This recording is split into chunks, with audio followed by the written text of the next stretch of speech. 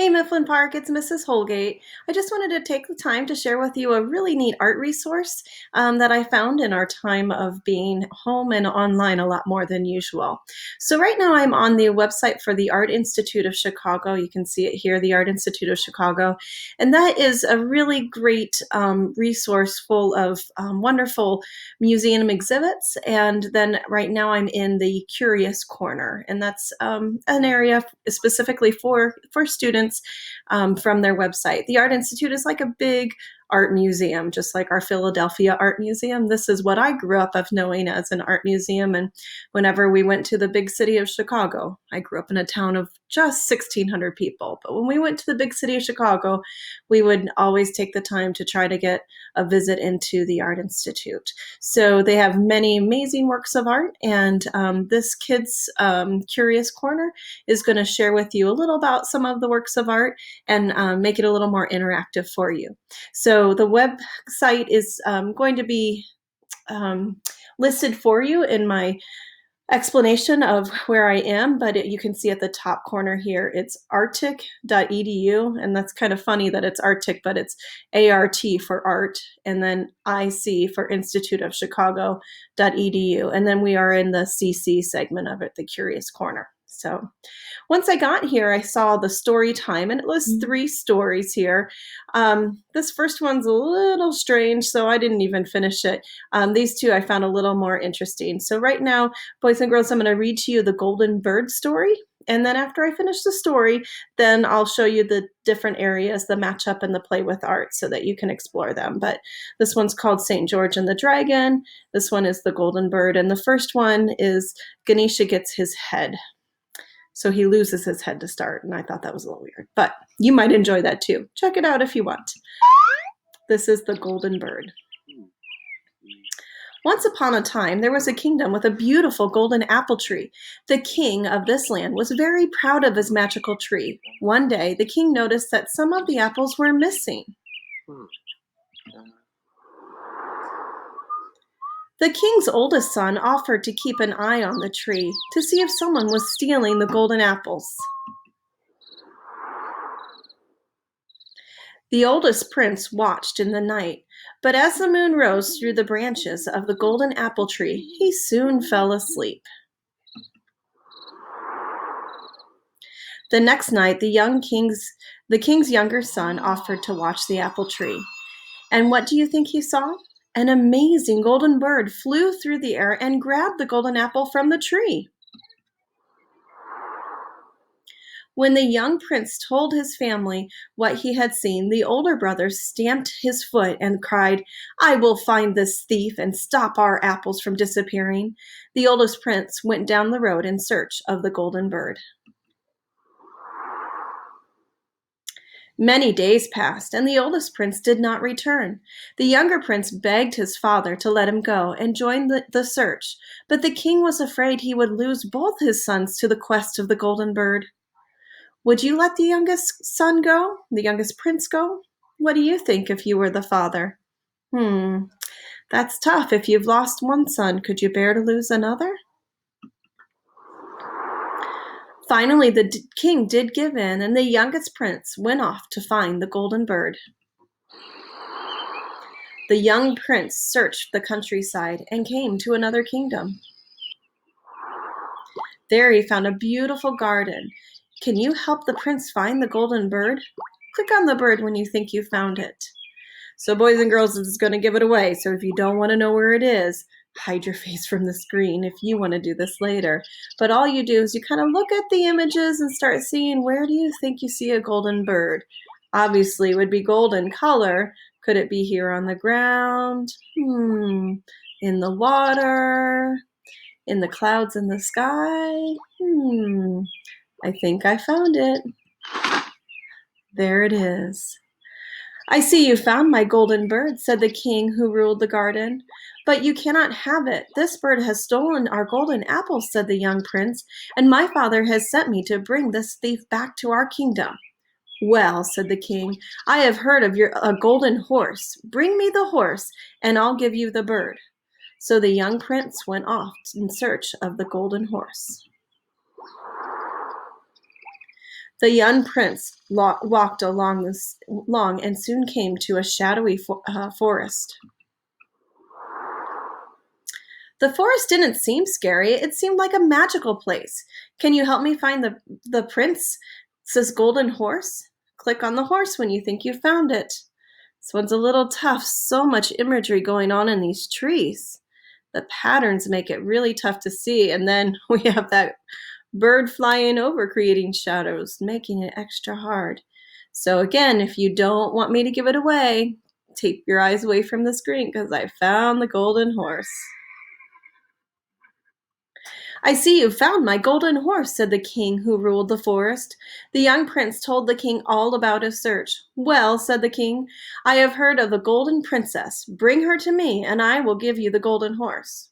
So the young prince went off in search of the golden princess. The young prince walked along and came to a new kingdom. There were people everywhere, and the young prince thought he saw a golden sparkle in the crowd. Can you help the prince find the golden princess? Click on the princess when you think you've found her.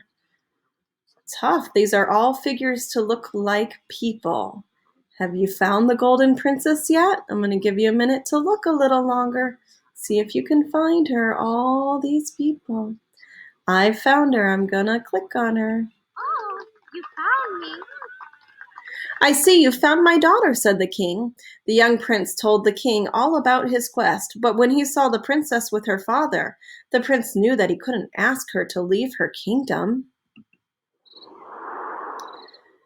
That night, as the young prince wondered what to do next, the golden princess came to visit him.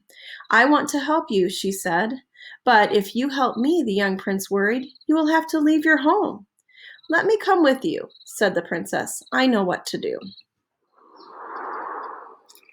The next day, the young prince and princess traveled to the shadowy forest where the king waited with his golden horse. The young prince was very sad to leave the princess behind, but she urged him to continue on the journey with the golden horse. The same day, the young prince and the golden horse traveled to the kingdom with the beautiful garden, were met by the king. The king kept his promise and traded the bird for the golden horse. With the golden bird perched on his shoulder, the young prince started his journey home. As the young prince and the golden bird traveled, they heard hoof prints on the road behind them.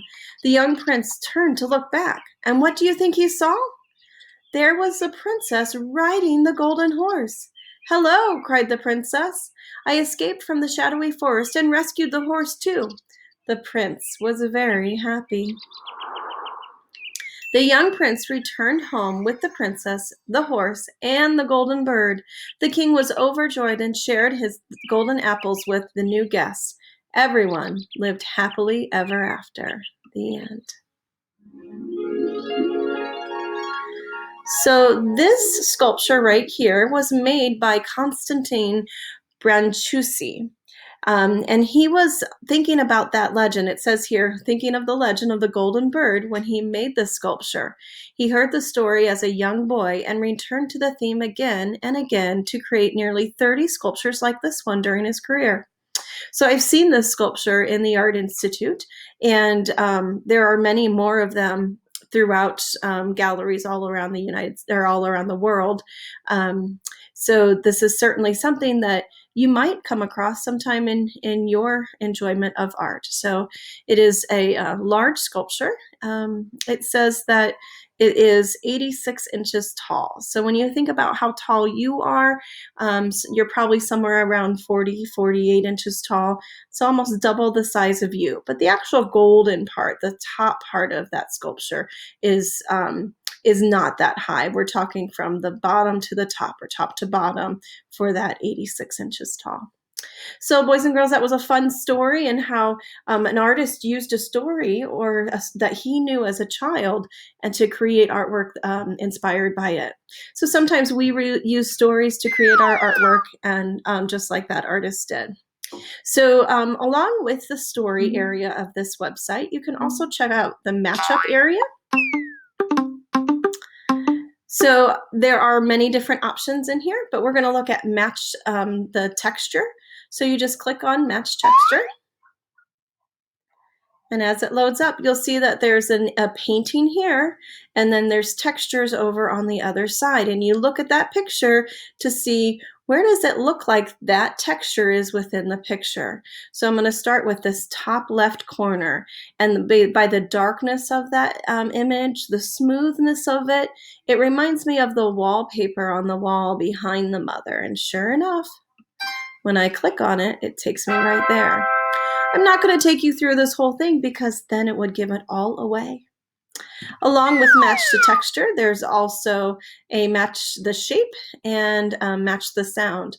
So just like we talk about in the art room that pictures can tell a story, within stories there's often sounds. And so even though there's no actual sound, when you look at a painting, sometimes when you look at it, you can envision or think about that sound that you might be there. The next feature on the site is Play with Art. In Play with Art, there are 3 segments. I'm going to take you to the Portraits area. This is kind of fun because you play with the portraits. This painting is hanging in my classroom. This is called American Gothic and it's painted by Grant Wood. You might automatically know exactly what 2 figures or 2 faces go into those figures. But if you don't, you can play around with what you think might go, or sometimes it's fun to be silly too. So I already know which ones go, but what if I put this bearded man there? Oh my goodness, isn't that so silly? Or what if I put this woman with this fancy red hat? It doesn't work, right? But once you figure out which ones go, then you'll go on to the next painting. So have fun with that if you would like. In addition, there is also a mask maker area that you can explore, as well as Cornell boxes, and you can explore that as well. So boys and girls, I hope that you're having a great time at home trying to find ways to learn and inspire you and things that you enjoy.